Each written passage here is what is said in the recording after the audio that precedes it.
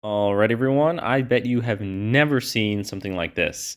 This is the Vedic Observatory at Maharishi International University. You might say, what is a Vedic observatory? This doesn't make any sense. And that's what I thought too when I came across these random, obscure instruments. This one here is the Prakas Yantra. These are all yantras, and these are all made to locate the positioning of the sun, the planets, the moon in relation to the Earth, to get a better perspective of where we are for spiritual considerations and time.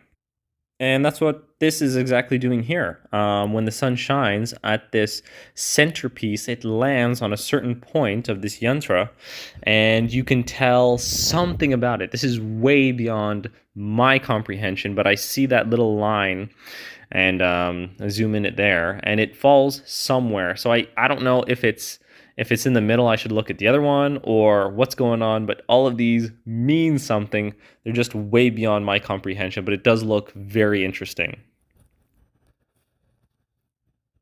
And we move on to the Dakshinovitri Yantra. And forgive me if I pronounce some of these a bit off, but yeah, this is also calculating the positioning of the planets, what's going on at various times in the day, and sometimes these are used to calculate celebrations and auspicious times.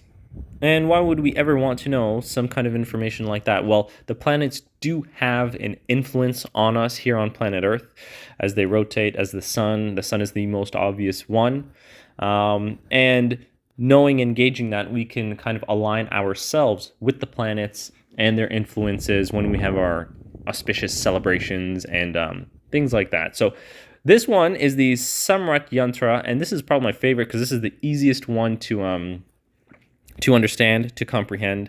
All this does is calculate the time of day. And I love this because it is noon right now. This is right before lunch, and this is, right before I have lunch. So as you can see, wherever this falls is exactly the time. And it's so easy to understand. I saw another bigger one like this that can go right down to the second. See right there, it's like 12 o'clock, almost 12 o'clock. And that's how you know it's almost time for lunch here. So yeah, probably my favorite one. Love how easy it is to understand and comprehend. And now we have this one. This one is pretty interesting. The Nadi Valaya Yantra. And somehow this is made to measure vibrations of sound waves.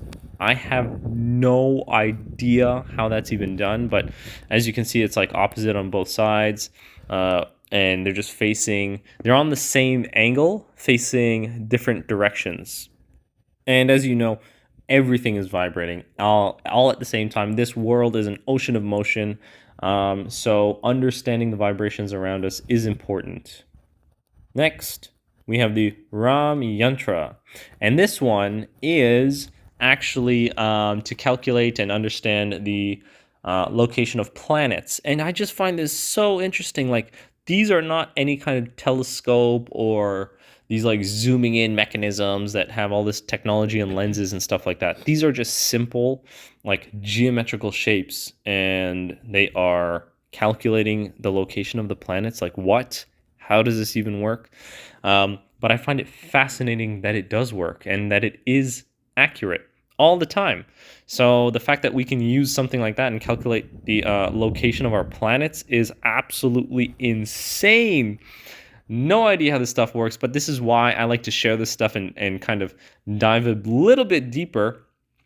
I may not be any kind of expert, but at least I can get a general understanding of this and how it works, and just kind of appreciate it from afar, because a lot of people, I'm sure, dove deep into creating this. The rishis and ancient times went in on developing these things, and they did the hard work, and I'm just here standing in amazement. Now we have the Kapali / or known as the Chakra Yantra. And this is also another instrument that is used for locating the planets in relation to Earth. And it is said that it's used for understanding times of the year, when to perform certain rituals, and even things like farming and day-to-day living, things that align with the planets. And that is a big thing here too, right? Because aligning with the planets is big in Vedic tradition. When it comes to Vedic structures, Stapatya Ved, being in alignment with the planet, the rotation of the planets, when certain planets are active or close. No idea how this works, but this is a bit more interactive, I found. I was kind of like touching this wheel thing, spinning it around a little bit, seeing how it moves.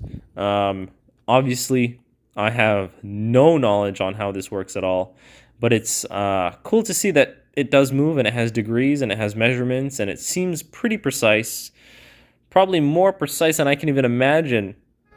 And if you know anything about Jyotish astrology, Jyotish studies, different planets have different effects. So it is definitely a part of Vedic tradition to understand this. And this is the Mishra Yantra, and this also does the same, calculating the planets, understanding where the planets are in relation to Earth, and how to better align ourselves, how to understand which planets are where and what we need to be doing at that time to receive the best outcome possible. A lot of the times, if we don't know, we could be working against ourselves. It would be pretty much like planting a seed in winter. We don't really plant seeds in winter.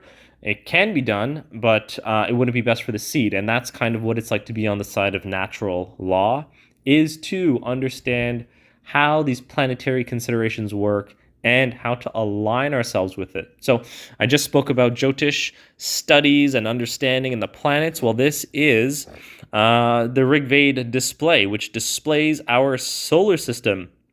One of the oldest books, the Vedas, actually shows us all of the planets, all of the different parts of Jyotish astrology. You may have seen some of these terms and words. They're kind of covered by snow. But if you know your birth date, location, time, you could pull up your chart, and it would have all of this information that is uniquely and individually yours. And once you understand your chart, or once you see your chart, we can understand what some of these words and terms mean in relation to our solar system and how it works. And it indicates parts of our personality, our character, why we are the way we are, why some of us are talkative, why I can't stop talking, why some people don't talk at all, why some people are shy, why some people are better at certain things, have a lot of energy. And you can find that when you pull up your Jyotish chart, and you can investigate that a little bit. So yeah, this is our Vedic observatory here at Maharishi International University. So drop a comment, let me know what you think about this stuff, if you ever heard of this, and what you think. Peace until next time.